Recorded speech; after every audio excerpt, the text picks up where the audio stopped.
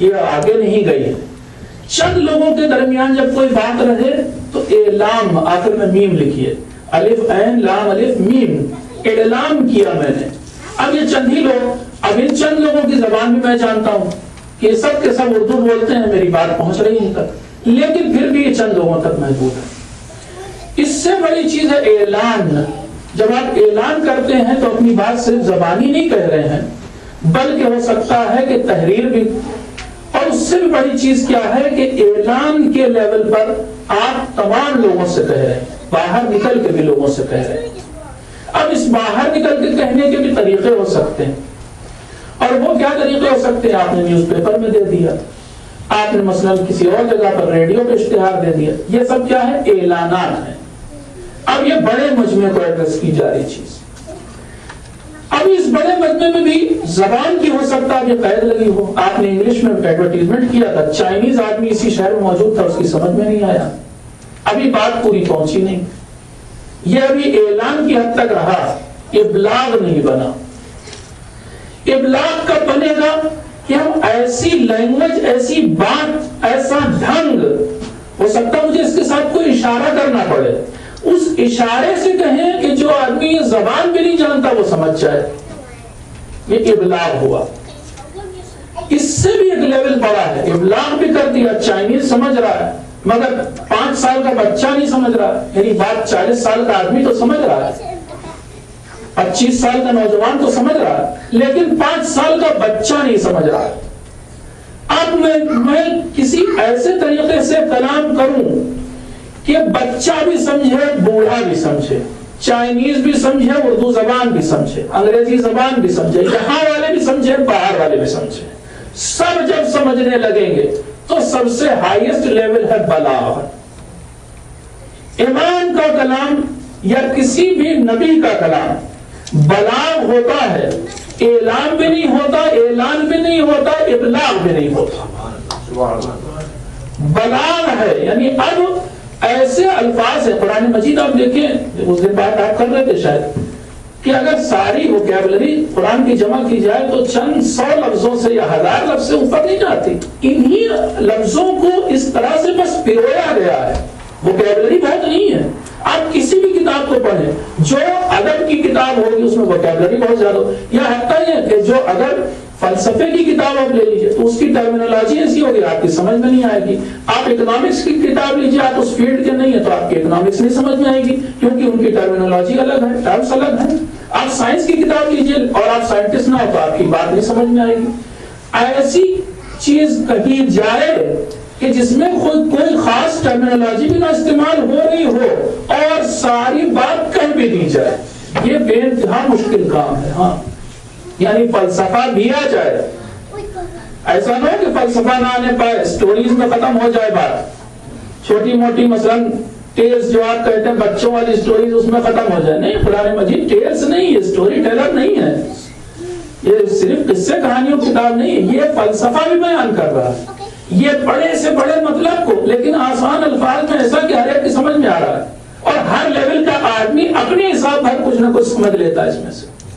میں ایک مثال دے رہا ہوں، اس آیت کو جو میں پڑھنے جا رہا ہوں بڑے سے بڑا فلسفی سالو نہیں کر پاتا ہے، لیکن آپ بھی کچھ سمجھیں گے، فلسفی بھی کچھ سمجھے گا، ہر لیول کا فلسفی کچھ نہ کچھ سمجھے گا. اور آپ بھی بعد میں کہیں گے کہ ہم نہیں سمجھے، اور وہ بھی کہے گا نہیں سمجھے، اور آپ ہی کہیں گے ہم سمجھے. آیت کیا ہے؟ آیت بھی نہیں بلکہ ایک ٹکڑا ہے. هو الاول والآخر والظاہر والباطن. اللہ ہی اول ہے، وہی آخر ہے، وہی ظاہر ہے، وہی باطن ہے. آپ کی سمجھ میں آ رہی ہے بات؟ اول اور آخر سب سمجھتے ہیں، فرسٹ اینڈ لاسٹ ہر آدمی سمجھتا. 5 سال کے بچے سے پوچھئے بھیا تم فرسٹ آئے تھے، دوڑے تھے ریس میں؟ کہے گا ہاں ہم فرسٹ آئے تھے. 50 سال کے آدمی سے پوچھئے، 80 سال کے بوڑھے سے پوچھئے، فرسٹ اور لاسٹ کا مطلب جانتا ہے. ظاہر اور باطن کا ابھی بچے کو بھی سمجھائیے، شاید یہ لفظ نہ جانتا ہو، لیکن ظاہر کا مطلب جو دکھ رہا ہے، باطن جو نہیں دکھ رہا ہے، ہاں بالکل جانتے ہیں. تمہیں بھوک دکھتی ہے؟ نہیں دکھتی، یہ باطن ہے. پیاس دکھتی ہے؟ نہیں دکھتی، یہ باطن ہے، نہیں دکھ رہا ہے. جو دکھ رہا ہے، جو اپرنٹ ہے، وہ کیا ہے؟ ظاہر ہے. ہر بچے نے سمجھا مگر کسی نے نہیں سمجھا، یقین مانیے، سوائے ائمہ، سوائے انبیاء. اس آیت کو ان کے سوا کوئی سالو نہیں کر سکا آج تک. کیونکہ اب میں آپ کو دکھاتا ہوں مشکل کدھر ہے. مشکل کیا ہے؟ اللہ یہ تھوڑی نہ کہا جا رہا ہے کہ اول ہے اور آخر ہے الگ الگ موقعوں پر. جب بھی ہم اول اور آخر کا تصور کرتے ہیں، اول کچھ اور ہوتا ہے، آخر کچھ اور ہوتا ہے. ایک چند بچے مثلا ریس میں دوڑے، ایک فرسٹ آئے گا اور ایک لاسٹ آئے گا. ایک ہی بچہ فرسٹ بھی آئے اور لاسٹ بھی آئے، ایسا کر سکتے ہیں آپ؟ ایک ہی ہے بچہ، پھر وہ دوڑے گا. اگر آپ کہیں گے کہ وہ ایک ہی ہے نا. لیکن یہاں پر ٹائم کی باؤنڈیشن ہٹا دی ہم نے، ٹائم کی پیرامیٹر ہے ہی نہیں اللہ کے سلسلے میں. اب اول و آخر کا کیا مطلب رہ گیا؟ اب آپ سالو نہیں کر پائیں گے. بڑا فلسفی بھی لگ جائے تو نہیں سالو کر پائے گا. ابھی بالکل سمجھ میں آ رہی تھی آیت. ایک چیز ظاہر بھی ہے اور اسی وقت باطن بھی ہے. یہ ہو نہیں سکتا، ہمارے دماغ میں یہ بات آ ہی نہیں سکتی، سما ہی نہیں سکتی. تو ایک اعتبار سے قرآن بہت مشکل، ایک اعتبار سے قرآن بہت آسان. پیغمبر اسلام کی ڈیوٹی کتنی مشکل تھی کہ اس پیغام کو پہنچاؤ. تمہارے مجمع میں عرب کے جاہل بدو بھی بیٹھے ہوں گے اور ہو سکتا ہے مائگریٹڈ کچھ لوگ جو بہت زیادہ پڑھے لکھے ہوں وہ بھی بیٹھے ہوں گے. بات تو تب ہے کہ تم ایسے بیان کرو کہ سب سمجھیں. کتنی مشکل بات تھی، لیکن پیغمبر نے یہی تو ہنر کر کے دکھایا ہے. اور یہی چیز آپ روز عاشورہ کے خطبوں میں دیکھیے. امام حسین علیہ السلام مشکل ترین چیز دنیا کی بات کر رہے ہیں. کیا؟ ان اللہ خلق الدنیا دار فناء و زوال. اللہ نے دنیا کو بنایا ہے. اب وہ کیسی جگہ ہے؟ فنا و زوال کی. عام آدمی بھی سمجھ جائے گا. بچے سے کہیے کہ بیٹا یہ دنیا مٹ جائے گی، سمجھ جائے گا. لیکن ابھی ذرا اخلاقی دنیا میں آئیے. ہم آپ یہ سچ میں مانے بیٹھے ہیں کہ دنیا مٹے گی؟ ہم میں سے اگر ہم دنیا کو مٹتا ہوا مان لیں تو پھر دنیا سے لو ہی نہ لگائیں، ہم سب کے سب اس سے دور ہو جائیں. یہاں ساری لڑائی، سارا جھگڑا، سارا لالچ اسی بات کا ہے کہ دنیا رہے گی. کس نے دیکھا کل کو؟ ہم تو نقد کا سودا کرتے ہیں، آخرت کس نے دیکھی؟ ساری بات تو یہ جو اندر بیٹھا فیت ہے وہ یہی ہے. اور اگر یہ نہ ہوتا تو ہم کسی گناہ کو نہ کر رہے ہوتے. بقول امیر المومنین علیہ السلام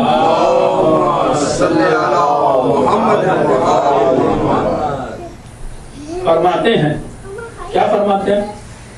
عجبت لمن ایقن بالحساب کیف یذنب. میں تعجب کرتا ہوں، علی کو تعجب ہوا. دیکھیے میں تعجب کرتا ہوں اس انسان پر کہ جو روز قیامت کے حساب پر یقین رکھتا ہے. یقین کا مطلب پکا اعتماد، بھروسہ، بالکل ایسے کہ جیسے آنکھ کے سامنے جو چیز ہو. میں تعجب کرتا ہوں اس انسان پر کہ جو روز قیامت کے حساب پر یقین رکھتا ہے پھر بھی گناہ کرتا ہے. پھر بھی گناہ کرتا ہے. یعنی ہمیں پکا پتا ہو کہ آگے پولیس پکڑ رہی ہے اور ہمارے پاس لائسنس بھی نہ ہو، چلے جائیں گے ہم آگے. 1 میل آگے، 1.25 میل آگے پولیس پوری ٹیم کھڑی ہوئی اور لائسنس چیک کیے جا رہے سارے، اور ہمارے پاس لائسنس نہیں تو ہم چلے جائیں گے. یقین ہو پکا دیکھ بھی رہے ہو، یہاں لائٹ بھی چلتی دیکھ رہی ہے اور اس سے بھی زیادہ سامنے پولیس والا کھڑا ہو تو پھر نہیں کریں گے. لیکن ہمیں چونکہ یقین نہیں ہے اسی اعتبار سے ہمارے گناہ ہیں. جتنا شک اتنا گناہ. جتنا شک، آپ بالکل یہ ڈائریکٹلی پروپورشنل جو کہی جاتی ہے نا، شک اور گناہ میں ایک زبردست وہ ہے ریلیشن ہے. جتنا شک ہوگا اتنا ہی گناہ ہوگا اور جتنا یقین بڑھتا جائے گا گناہ ختم ہوتا جائے گا. اب آپ کو سمجھ میں آیا ائمہ گناہ کیوں نہیں کرتے؟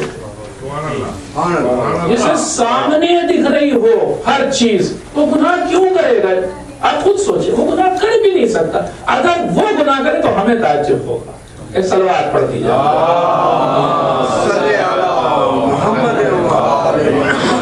میں اپنے وعدے کو نبھانا چاہتا ہوں. وہ خطبہ ایک جو رہ گیا تھا اس دن، وہ خطبہ بھی پورا کر دوں. اور اس کے بعد جو پیغامات تھے، اگر آپ کو یاد ہو شب عاشور کے مجلس میں خطبے تو پڑھ پائے ہم، لیکن اس سے ملنے والے پیغامات نہیں پیش کر پائے کیونکہ وقت ہو گیا تھا اور 3 خطبے میں اچھا خاصا یا 4 خطبے میں ایک وقت لگ گیا تھا. ایک آخری خطبہ امام کو پڑھتے ہیں، اس کی بھی بلاغت دیکھیے اس اعتبار سے. اب آپ سمجھ میں آیا آپ کو کہ بلاغت کیا چیز ہے. اس کے بعد پھر اس سے نکلنے والے پیغامات کا انشاءاللہ جائزہ دیں. ایک صلوات پڑھتے ہیں.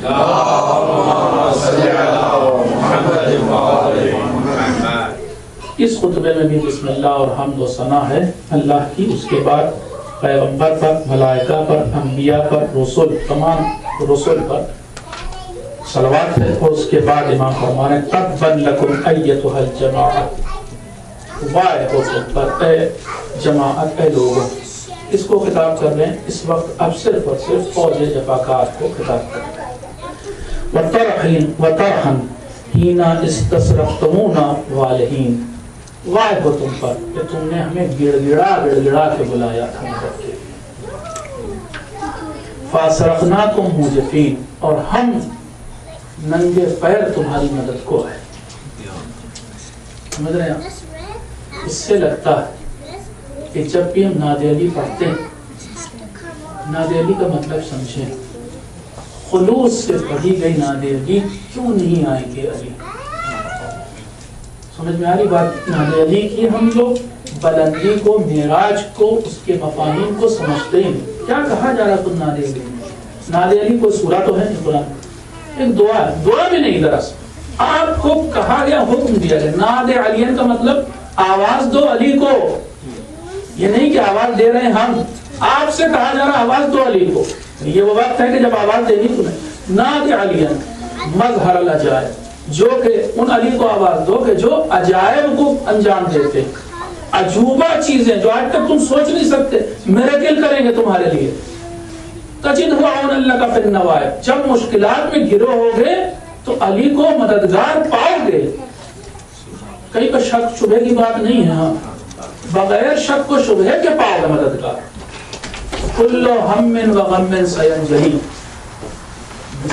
جلد ہی سا جو لکھا نا، یہ سین لکھا سینجلی میں، جلد ہی ساری کے ساری مشکل اور سارے کے سارے غم دور ہو جائیں. کیسے دور ہوں گے؟ بعظمتک یا اللہ، تیری عظمت سے اے اللہ، بنبوتک یا محمد، کہ محمد مصطفیٰ صلی اللہ علیہ وسلم،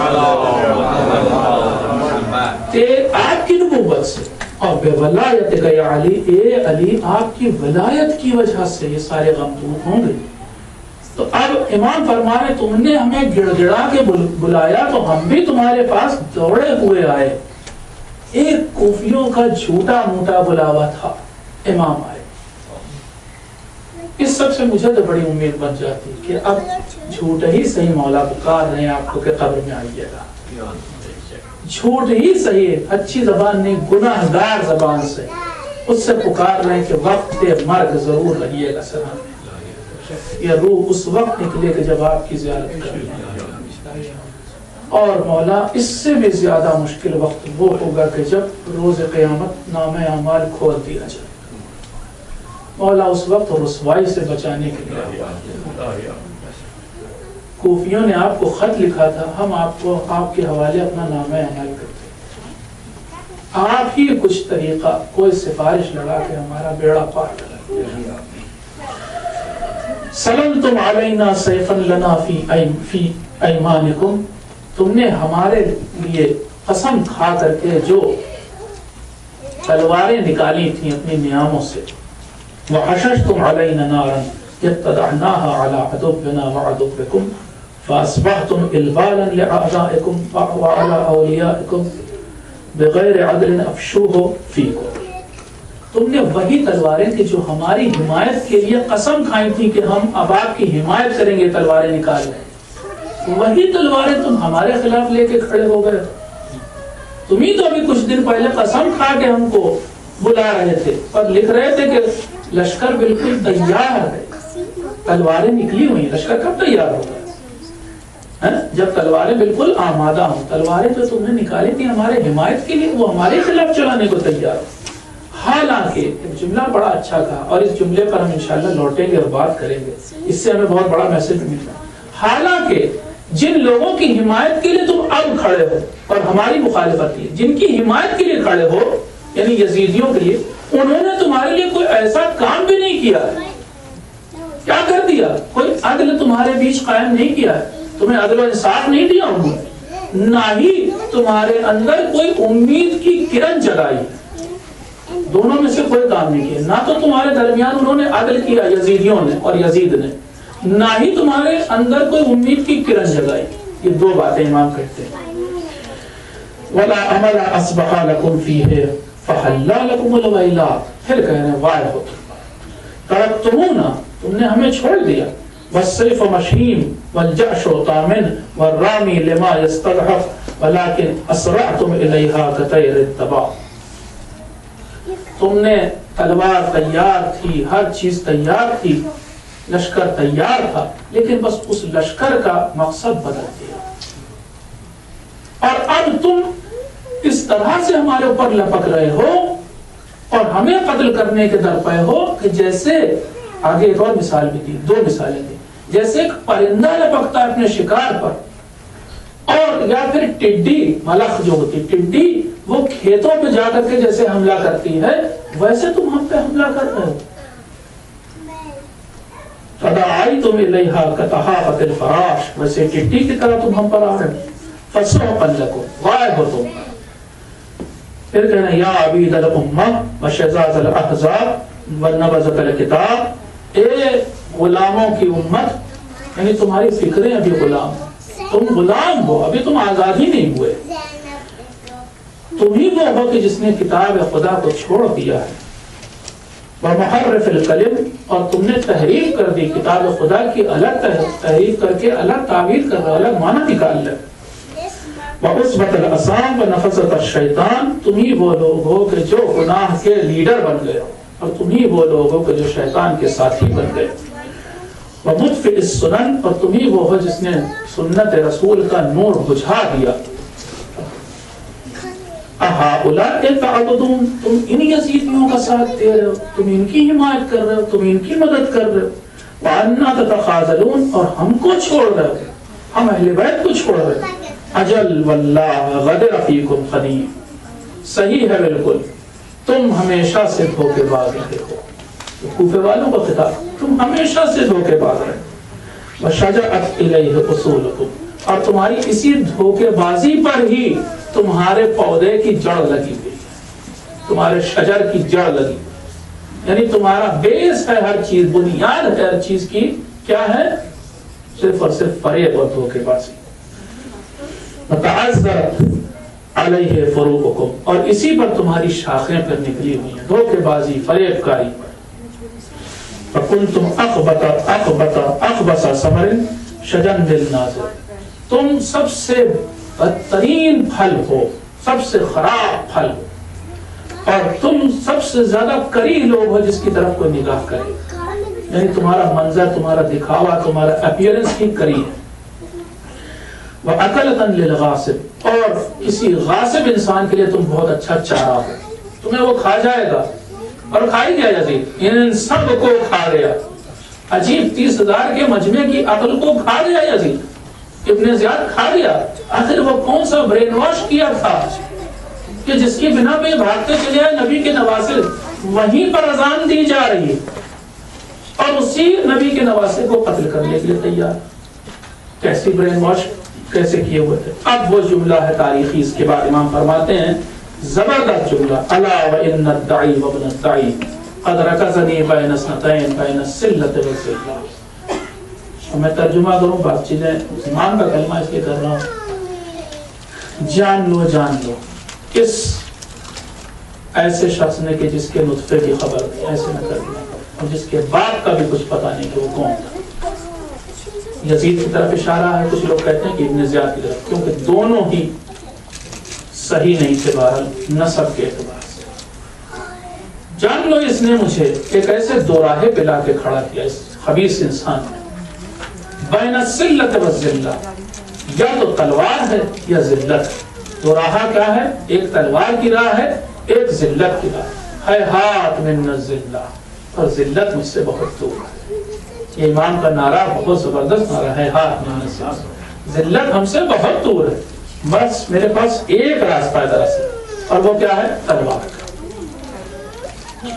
اب جو جملے آ رہے ہیں اسے غور سے سنیے, اس پر بھی ہم بات کریں گے. زبردست جملہ. میں واقعی جب میں نے یہ جملے پہلی بار پڑھے تھے پورا قول کھڑا ہو گیا تھا. یہ کیا کہہ دیا امام؟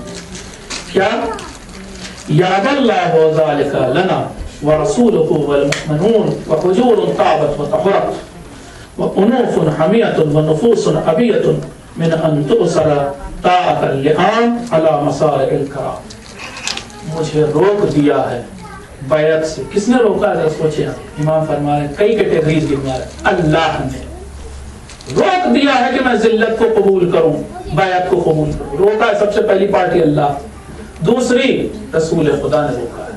تیسری مومنوں نے روکا ہوا مجھے اس بات سے. چوتھی تو زبردست ماؤں کی پاک کوکھوں نے مجھے روکا ہوا ہے. وَأَبِيَّةٌ وَنُفُوسٌ أَبِيَّةٌ اور غیرت نفوس انفاس غیرت مند روحوں نے مجھے روکا ہوا ہے. آپ سمجھے بات؟ یعنی قیامت تک اور جتنے لوگ آئیں گے جناب آدم سے لے کر قیامت تک کے آخری انسان میں جتنے پاک لوگ ہیں, جتنے غیرت مند لوگ ہیں, جتنے مومن لوگ ہیں, انہوں نے حسین کو کب روکا تھا؟ سن 61 ہجری میں روک دیا تھا کہ ہرگز بیعت نہ کیجیے گا. بہت بڑی بات کہی امام نے. یعنی امام اب بتانا چاہ رہے ہیں, ہم سمجھیں اس بات کو, امام کا رابطہ قیامت تک آنے والے ہر انسان سے ہے. یہ ہوتا ہے ولی خدا.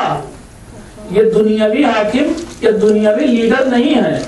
یہ ہے اللہ کی وہ ولی کے جو ولایت تکوینی رکھتے ہیں. مطلب سمجھیں آپ, ولایت تکوینی کا بھی نیچرل لاز بھی ان کے قبضے میں ہیں. یہ جو اسلامک لاز ہیں, نماز روزہ حج زکات باطل اور صحیح ہو رہی ہے, حرام ہے حلال ہے, یہ تو ہیں ہی ہیں, یہ تو شرعی لا ہے, تشریعی ہے. لیکن نیچرل لاز اگر حسین چاہیں تو گریویٹیشنل فورس کو ختم کر سکتے ہیں. اس طرح کے جتنے لاز آپ استعمال کرتے ہیں وہ ولی خدا کے قبضے میں ہوتے ہیں جو ولایت تکوینی رکھتا ہے. امام فرما رہے مجھے تم سمجھ رہے ہو 1-2 دن کی بات نہیں ہے. اگر میں اس وقت بیعت کر لوں تو میرے اس بیعت پر انبیاء کی تبلیغ ٹکی ہوئی ہے, مجھ سے پہلے جو انبیاء چکے, میرے باپ میرے بھائی کی محنتیں ٹکی ہوئی, اور جتنے اوصیاء ہر نبی کا کوئی نہ کوئی ایڈوائزر, کوئی نہ کوئی مددگار, کوئی نہ کوئی حواری, کوئی نہ کوئی انصار ہوتے تھے کچھ نہ کچھ. ان سب کی محنتیں میری اس ایک بیعت پہ آ کے رکی ہوئی ہیں.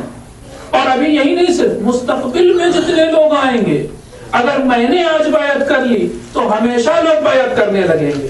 اب آپ کی سمجھ میں آئی بات؟ سرداد و نداد دست در دست یزید, حقا کے بنا لا الہ است حسین.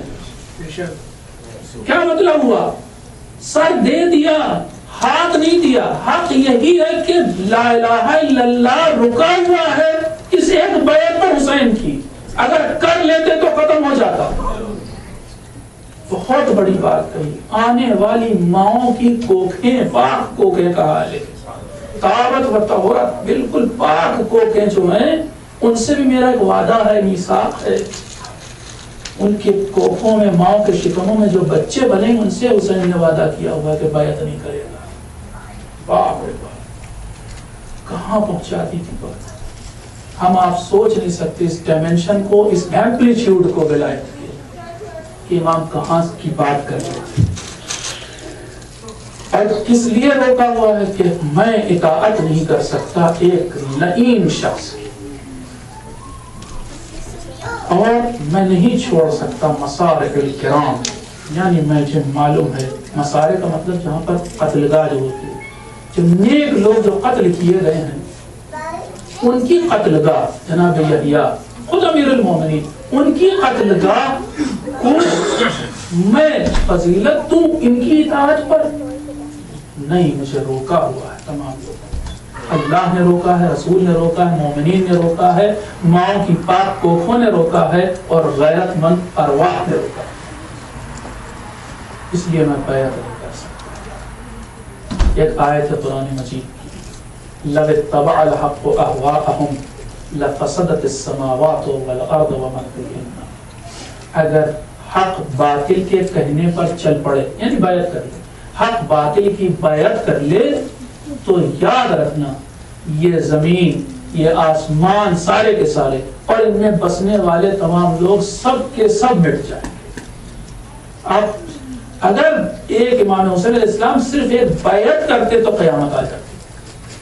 صرف یہ نہیں تھا کہ یہ بیعت کر کے زندگی رہتی, لوگ جیتے رہتے, نہ, اسی وقت قیامت آ جاتی. حسین نے بیعت نہ کر کے قیامت کو گویا ٹالا ہے, یہ سمجھ لیجیے آپ.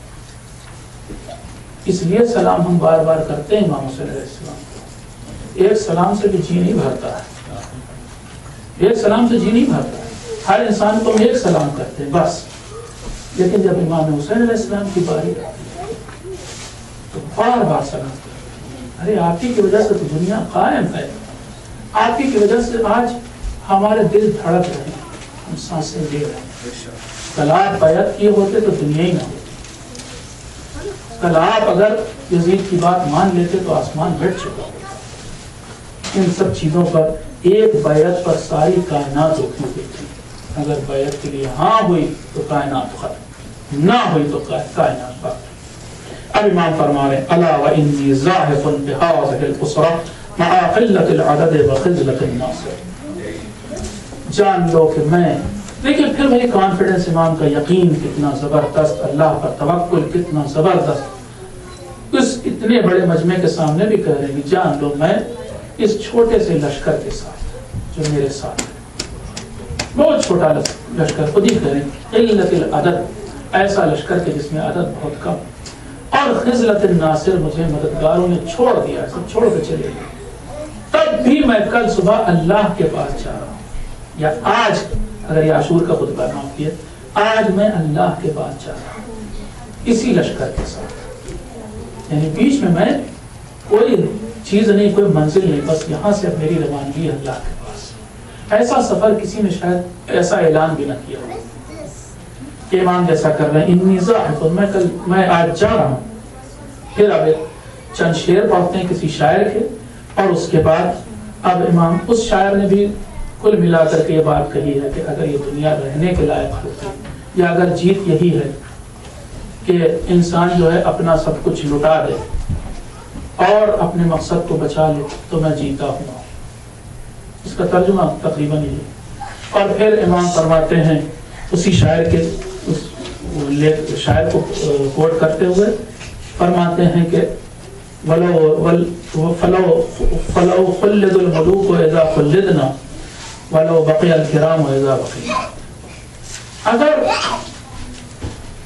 ملوک یعنی بادشاہ لوگوں کو جینا ہوتا تو ہم بھی جیتے.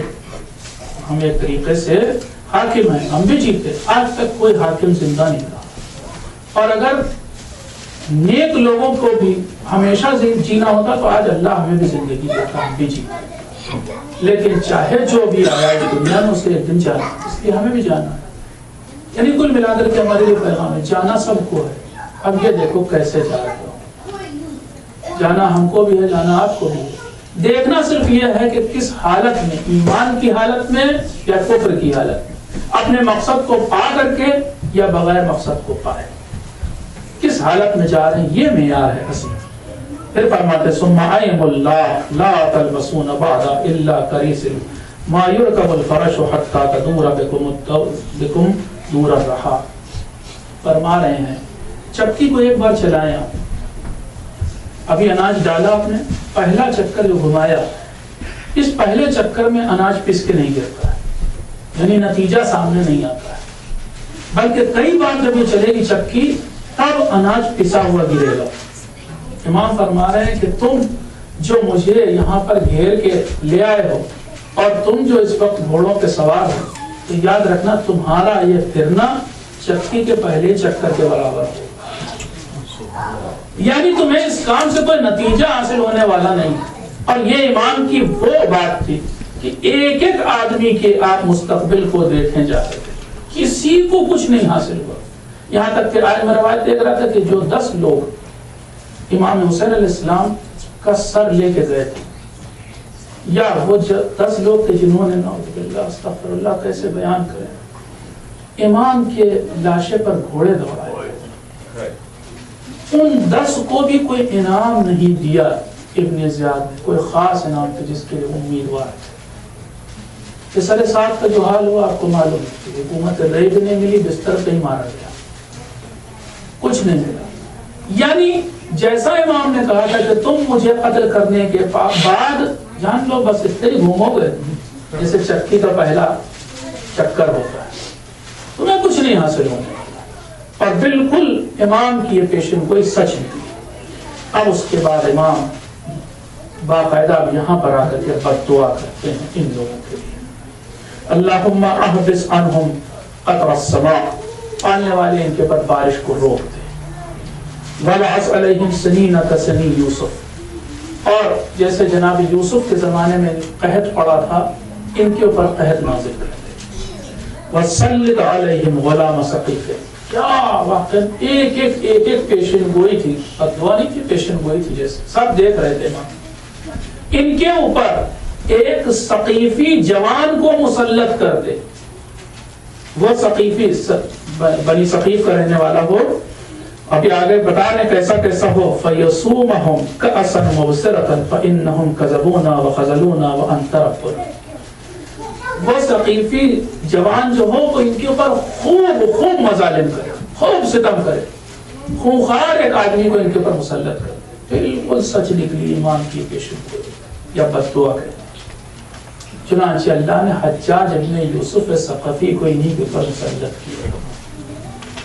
ایسا گورنر تاریخ میں نہیں ملا کہ جیسا حجاج تھا، اتنا زبردست اور خونخوار قاتل مسلط ہوا ان کے اوپر کہ اب یہ پیچھا چھڑاتے تھے، بھاگتے تھے ادھر ادھر پر انہیں پناہ نہیں ملتی۔ حجاج وہ انسان تھا کہ جس نے آ کر کے مسجد میں پہلے ہی خطبہ یہ دیا تھا کوفے میں کہ میں، لوگ پھل دیکھتے ہیں نا پیڑ پہ لگے ہوئے پھل پک جاتے ہیں بالکل تیار، اس نے اصطلاح استعمال کی کہ میں پکے ہوئے سروں کو دیکھ رہا ہوں، بس مجھے انہیں کاٹنا ہے، مجھے انہیں توڑنا ہے درخت سے جسے توڑے جاتے ہیں۔ اور یہ بھی کہہ دیا تھا جب داخل ہوا تھا مسجد میں اپنے سپاہیوں سے کہ اس مسجد کے در پہ کھڑے ہو جاؤ، جب میں خطبہ دوں گا، اسے معلوم تھا ایسا خطبہ دوں گا کہ ان کی یہ بھاگتے ہی بنیں گے، فرار کریں گے، جو بھی مسجد سے نکلے تم اسے قتل کر دیں۔ تو یہاں سے لوگ بھاگتے تھے، باہر پہنچتے تھے ایسے خطبے کے بعد جس میں سوائے انگریزی کے کوئی اور بات نہیں تھی، اور سب باہر قتل ہو رہے۔ ایسا آدمی ان کے اوپر مسلط کیا گیا جس نے اس زمانے کا ہولوکاسٹ کیا ہے، یہ شاید بڑی چیز کی ہولوکاسٹ سے، اس کے زندان، اس کی ہر چیز مشہور ہے دنیا میں کہ حجاج نے ایسے ٹارچر سیلز بنائے تھے، اس زمانے میں شاید ٹارچر سیلز کا تصور ہی تب تک نہیں آیا حکومتی لیول پر۔ یہ حجاج پہلا آدمی تھا جس نے ایسے ٹارچر سیل بنائے۔ بہرحال امام کی یہ بد دعا ان کے حق میں پوری ہوئی، اور کیوں نہ پوری ہوتی، میں نے کہا ولی خدا تھے۔ آئیے اس سے کچھ بس نتیجے نکالیں اور آپ کی زحمت تمام کریں۔ پہلی بات جو اس دن کے خطبے میں تھی اور آج کے خطبے میں وہ اشعار میں آ گئی ہے، وہ یہ کہ دنیا ایک بے ثباتی رکھتی ہے، ایک ایسی چیز ہے کہ جس کے اوپر ہم بھروسہ نہیں کر سکتے، فریب دینے والی جگہ۔ اکثر ہم لوگ یہ بھول جاتے ہیں اور دنیا سے لو لگا لیتے ہیں۔ دنیا کے بارے میں ہمیں جاننا چاہیے کہ اسلامک پوائنٹ آف ویو کیا ہے۔ اگر ہم واقعا صحیح ڈھنگ سے سمجھ جائیں اسلامک پوائنٹ آف ویو کو تو ہمارے بہت سارے مسائل حل ہو جائیں گے۔ کچھ میں نے اشارے پہلے بھی کیے تھے کہ جو انسان مال کے بارے میں اچھا کیسا عقیدہ رکھتا ہے، ایک حدیث میں آیا ہے امام جعفر صادق علیہ السلام،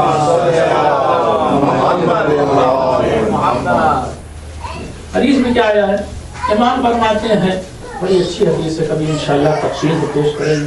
اس میں 3 چیزوں کے اوپر امام نے زیادہ زور دیا، ایک مال، کہ مال کو ہم کیا سمجھے، دوسرے تقدیر، اور تیسرے ہمارے عمل۔ مال کے بارے میں، مال یعنی کل ملا کے دنیا، یرون المال مال اللہ، ایسے بندوں کی بات کر رہے ہیں امام کہ جو بندگان خدا ہوتے ہیں۔ لأن العبید لا یکون لهم ملک، یاد رکھو جو بندگان خدا ہوتے ہیں، جو غلام ہوتے ہیں اللہ کے سچے، وہ یہ سمجھ لیتے ہیں کہ مال ہمارا مال نہیں ہے، دنیا ہماری چیز نہیں ہے، تو پھر کیا کرتے ہیں؟ پھر وَيَدَعُونَهُ حَيْثُ مَا أَمَرَهُمُ اللَّهُ بِهِ، ایسی جگہ پر مال خرچ کرتے ہیں کہ جس کا حکم اللہ نے دیا ہے۔ مطلب ایسی جگہ خرچ ہی نہیں کرتے کہ جہاں سے منع کیا، اور پھر ساتھ ہی ساتھ اس مال کو امانت سمجھتے ہیں اللہ، اور جب امانت سمجھتا ہے انسان تو اس کے لیے آسان ہو جاتا ہے. ہاں علیہ الانفاق، ایسے انسان پر انفاق آسان ہو جاتا ہے جو اپنے مال کو اپنا مال نہ سمجھے. تھوڑی دیر کے لیے ملکیت ہمیں دی گئی اور یہ ملکیت کے طول میں ہوتی ہے. سب سے اوپر سب سے ہر چیز کا مالک اللہ ہے، کائنات کا مالک اللہ ہے.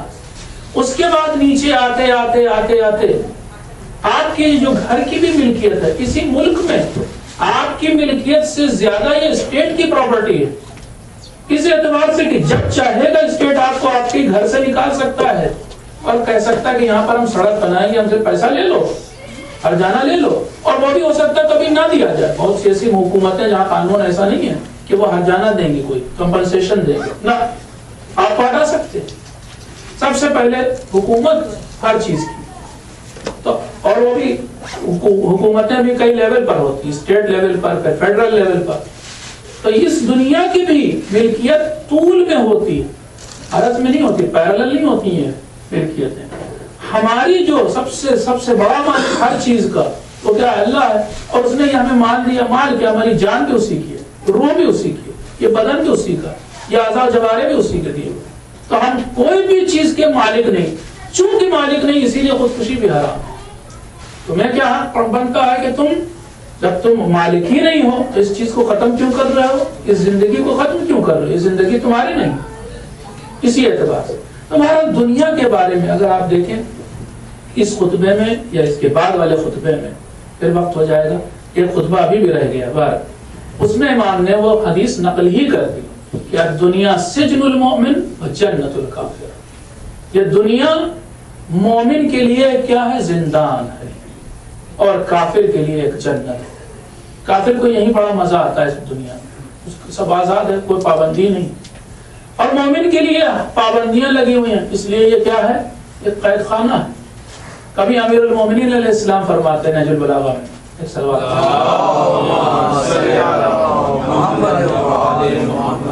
مثل الدنیا کمثل الحیہ، دنیا کی مثال سانپ کی طرح ہے. مسھا لین، اس کا چھونا اوپر سے آپ دیکھیں کتنا ملائم، کتنا نرم، کتنا چکنا، کتنا اسموتھ ہوتا ہے سانپ اوپر سے. وفی جوفہا السم الناقع، اور منہ کے اندر اس کے اور پیٹ کے اندر اس کے ہلاہل زہر بھرا ہوتا ہے. یہ دنیا ایسی ہے، اوپر سے بڑی چمکدار، بڑی تڑک بھڑک والی ہے، لیکن جب اس کے پاس جاؤ گے اور یہ جب تمہیں ڈھک لے گی تب تمہیں سمجھ میں آئے گا کہ تم مارے گئے. اب امام فرما رہے ہیں کہ اسی جملے میں ہی آگے فرما رہے ہیں کہ اس دنیا کے نزدیک وہ جاتا ہے جو جاہل اور انجان ہوتا ہے، اور کبھی بھی عقل مند انسان اس دنیا کے قریب نہیں جاتا. جیسے کہ کوئی بھی عقل مند اور سمجھدار انسان سانپ کے نزدیک نہیں جاتا، سانپ سے دور رہتا ہے، سانپ ڈس لے گا، کاٹ لے گا. اسی طریقے سے عقل مند انسان ہمیشہ دنیا سے دور رہتا ہے. جاہل اور انجان بچہ نہ جانتا ہو، 2 سال کے بچے کے سامنے سانپ چھوڑ دیے پکڑ لے گا اس کو. یا پھر کون جو عقل نہیں رکھتا، پاگل کے سامنے چھوڑ دی پکڑ لے گا، اس کی طرف بھاگے گا. تو 2 ہی لوگ، یا تو عقل نہیں رکھتے یا پھر ان کے اندر ابھی اتنی میچورٹی اس طرح کی نہیں آئی کہ سمجھ رکھتے ہوں. یہ 2 لوگ سانپ کی طرف بڑھیں گے یا دنیا کی طرف بڑھیں گے، اور دنیا سے باقی سب لوگ دور رہیں گے. سانپ سے کبھی مثال دی، کبھی سجن سے مثال دی، کبھی اور بہت ساری. ایک اور میں پیش کرتا ہوں، صلوات پڑھ دیا.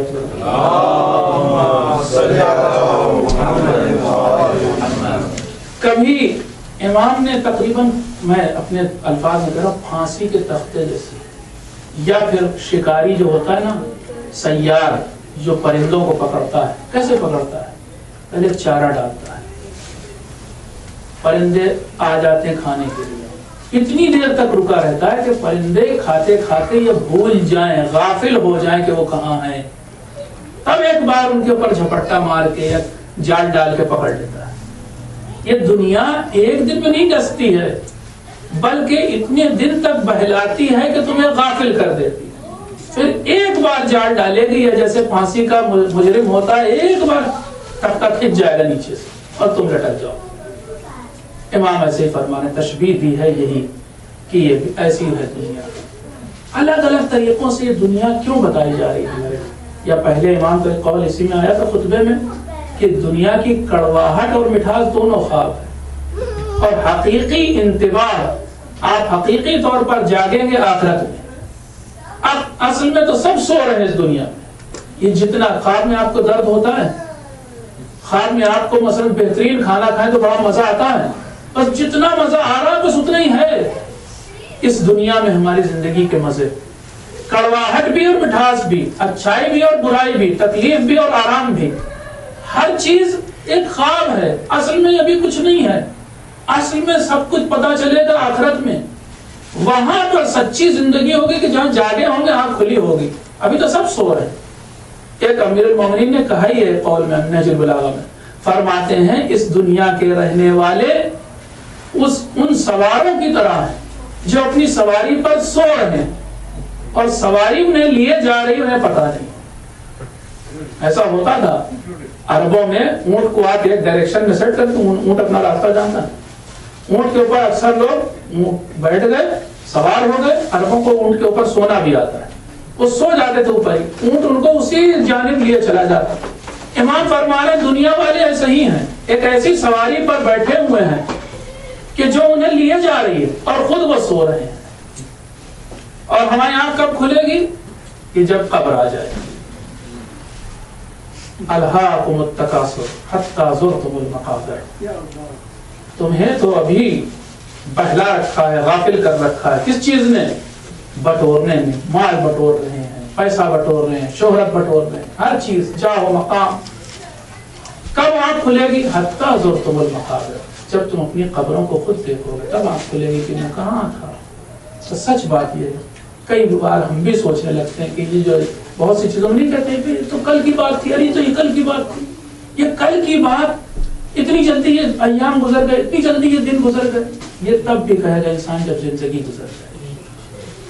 اب ہمیں اگر اب بیٹھتے ہیں لکھنے کے لیے تو اپنی پوری زندگی کے 25-30 واقعات سے زیادہ اچھے واقعات نہیں یاد ہیں پورے طور سے. بہت لکھیں گے تو ایک ایک ڈیٹیل کے ساتھ کہ فلاں چیز کا رنگ بھی یہ تھا. 25 واقعات نہیں لکھ پائیں گے. اور زندگی کتنی گزر گئی، بہت گزر گئی. جگہیں نہیں یاد ہیں جہاں گئے. بعض موقع پہ سوچ لیں ہاں یہاں میں ایک بار آیا تھا. بس ایسے ہی روز قیامت ہوگا. ایک بار یہ فلیش کی طرح سے دنیا گزر جائے گی، اس کے بعد ہم لوگ پھر ہاں بھائی یہ تو ہم بھی واقعی تھوڑی دیر کے لیے تو چمکی تھی جیسے فلیش، ہماری بھی زندگی تھی. لیکن اصل انتباہ، اصل میں جو بیداری ہے وہ آخرت میں. یہ کیوں بار بار امام کہہ رہے ہیں؟ یہ ہر ایک کو کہہ رہے ہیں. بات ساری یہ ہے کہ اس دنیا کی زندگی پر ہی ہر چیز منحصر ہے.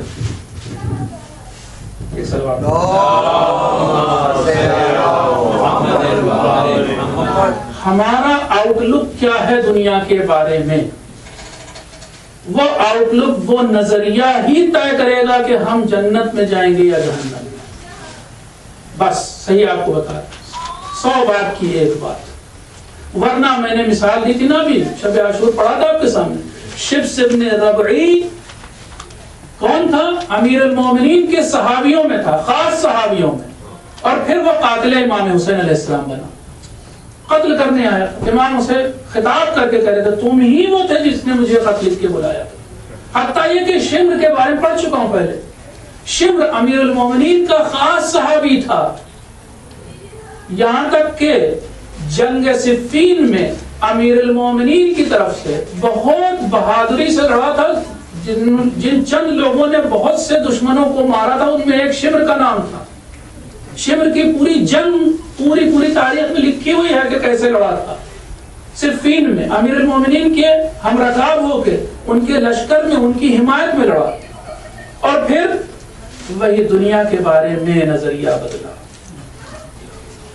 اور دنیا سے کہاں کھینچ کے لے گئی، کیسا ٹسا، کیسا مارا، کیسا زہر ڈالا کہ اب انہی امیر المومنین کے بیٹے کا قاتل، وہ بھی عام قاتل نہیں تھا، امام کا قاتل تھا. نہ صرف امام کا قاتل بلکہ اگر روایات کو کیسے پڑھا جائے، بعض روایات تو روک دیتی کیا، یہ سخت ہے باتیں. کہ پڑھ نہیں پاتے ہوں. روایت میں ہے فجلس علی صدر، یہی شمر نعوذ باللہ استغفر اللہ امام کے سینے پہ بیٹھا ہے. وقبض علی لحیتہ، اور اسی شمر میں امام کی ریش مبارک داڑھی کو پکڑ لیا. وہی داڑھی جو بھی رنگین تھی پونے جیسا. ایسا بھی بن سکتا ہے انسان کہ کہاں سے کہاں پہنچتا ہے. ایسا بھی ہو سکتا ہے انسان کے ساتھ. کل امیر المومنین کا ساتھی تھا، آج حسین کو قتل کر دیا. یہ سب کے سب حجار ابن ابجر، قیس ابن اشعث، سب کے سب کون تھے؟ امیر المومنین کے چاہنے والے. لیکن دنیا کے سلسلے میں بس صرف ذرا سا نظریہ بدلا. دنیا چاہنے لگے، طالب دنیا بن گئے. ہمیں انعام ملے گا، ہمیں عہدے ملیں گے. بس اس عہدے اور انعام کی لالچ میں کر رہا ہے. ہمیشہ کے لیے وہ جو آخرت کی دنیا تھی اسے سیاہ کر دیا.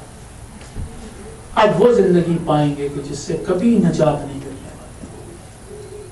وہ آگ ہوگی کہ جس سے کبھی نہیں چھوٹے گا. ہاں عزیزو، کیا کیا انہی میں سے ایک ہے قیس ابن زجر. یہ بھی کبھی امیر المومنین کا ساتھی تھا. کیسا تھا آپ جانتے ہیں، صحابی کو. اب آئیے 11ویں محرم کو دیکھیں کہ اس نے کیا کیا. قیس ابن زجر بڑا زجر کیا اس نے. پہلے وہ منظر پیش کروں کہ جب اہل حرم مدینے سے چلے تھے، اور پھر یہ منظر پیش کروں جو قیس ابن زجر نے پیش کیا. جب اہل حرم مدینے سے چلے، ایک روایت میں پوری ان کی روانگی کا تذکرہ ہے، اور وہ یہ کہ گھر سے بیویاں نکل کے آ رہی تھیں، اور جناب علی اکبر اور جناب عباس بیویوں کو سوار کر رہے تھے. آس پاس کوئی نہیں جا سکتا تھا سوائے بنی ہاشم.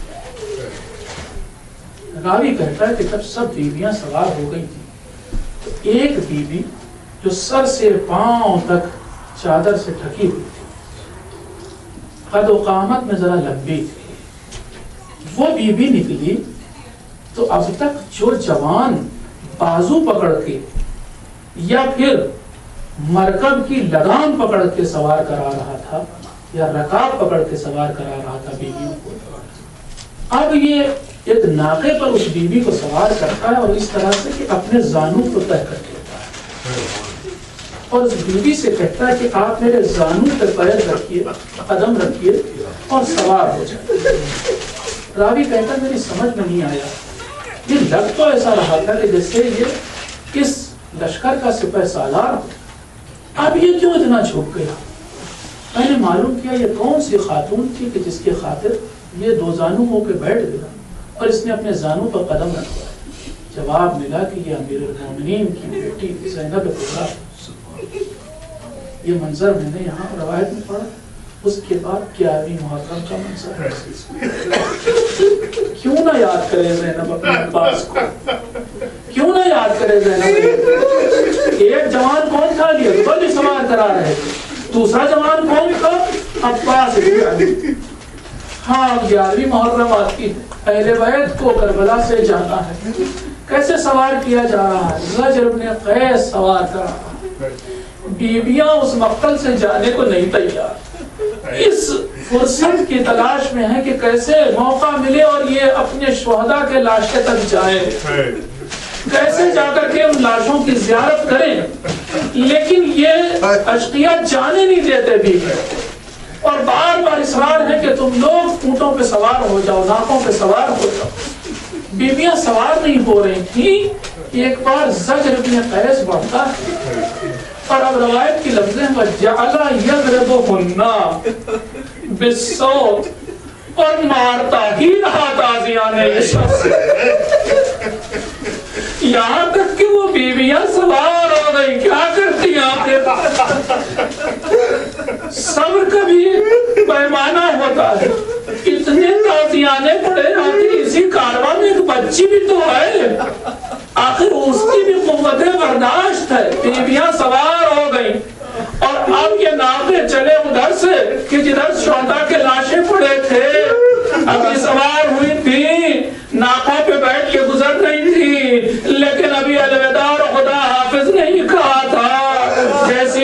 اہل حرم کی ہوئی کسی کی نہیں ہوئی. ہاں جب یہ ادھر پہنچی کہ جہاں پر شہداء کے لاشیں پڑے تھے سب نے اپنوں کو ناقے سے گرا دیا اور اب ناقے سے گر کر کے شہداء کے لاشیں کی طرف چلی. لیکن عجیب مشکل پیش آ گئی. تمام شہداء کے لاشیں بے سر تھے. کیسے پہچانا جائے کہ علی اکبر کا لاشا کون ہے؟ کیسے پہچانا جائے کہ قاسم کا لاشا کون ہے؟ کیسے پہچانا جائے کہ ان محمد کے لاشیں کہاں ہیں؟ لیکن زینب کو تو کسی لاشے کی تلاش نہیں. ایک لاشے کی تلاش ہے، میرے بھیا حسین کا لاشا کہاں ہے؟ اور اب روایت کی لفظیں ہیں کہ کسی طرح سے گھسٹتی ہوئی لاشیں تک پہنچی. پہچانا ایسے کہ جس لاشے پر سب سے زیادہ تیر لگے تھے بس وہی لاشا میرے بھائی کا ہوگا. اور اب پہنچ کر کے کئی باتیں کہی ہیں شہزادی نے. ایک تو آسمان کی طرف رخ کیا، اے پالنے والے ممکن ہو تو ہماری اس قربانی کو قبول فرما لے. اور جب اللہ سے دعا کر چکی تو اب رسول خدا کو خطاب کیا، وہاں محمد صلی علیہ ملائکۃ السماء، اے پیغمبر اسلام، اے نانا، ارے آپ کے جنازے پر تو ملائکہ نے نماز پڑھی تھی اور یہ آپ کے نواسے کا جنازہ ہے، بے گور و کفن پڑا ہے. یہاں تک تو زینب نے کہا تھا نا بے گور و کفن، لیکن ام کلثوم اور کہتی ہیں، وہ کہتی کہ نہیں، کفن بھی ملا اور غسل بھی ملا. بس بات بدل دی. فرماتی ہیں جناب ام کلثوم، اے میرے بھیا تیرا لاشا کیسا پڑا ہے کہ جو خون میں نہایا ہوا ہے، جسے خون سے غسل دیا گیا ہے، اور خاک کا کفن ہے کہ جو تیرے لاش پر پڑا ہے. ہاں یہاں تک بھی ابھی بات شاید الوداع ختم نہیں ہوئی تھی کہ ایک بچی بڑی کم سن بچی تھی، باپ سے عجیب نسبت رکھتی تھی، باپ کی چہیتی بچی تھی، جا کر کے جنازے سے لپٹ گئی. اب تمام بیویاں تو پھر بھی تیار ہو گئی جانے کے لیے، لیکن سکینہ جانے کو تیار نہیں. عزیزہ بھی میں نے بتایا تھا نا کہ انہیں سوال کیسے کیا گیا، ذرا سنو کہ انہیں جدا کیسے کیا گیا. جناب سکینہ باپ کے لاشے سے لپٹی ہوئی، اے بابا میں نہ جاؤں گی، میں آپ کو چھوڑ کے نہ جاؤں گی. تمام لوگوں نے ہٹانا چاہا، یہاں تک کہ روایت کہتی ہے فاجتمع فئة من الناس، ارے اشقیاء کا ایک گروہ جمع ہوا تاکہ اس بچی کو ہٹائے، لیکن تمام مل کے بھی بچی کو ہٹا نہ سکے. شبر کہتا ہے میرے پاس اس کا علاج ہے. تازیہ نہ لیا، بچی کے مارنا شروع کیا. عزیزہ بچی جدا نہیں ہوئی، لیکن اب بھی جب بچی جدا نہیں ہوئی تو شبر نے وہی تازیانہ لاشے کو مارنا شروع کیا. سکینہ نے دونوں کانوں پہ ہاتھ رکھے، بابا خدا حافظ، بابا میں جا رہی ہوں.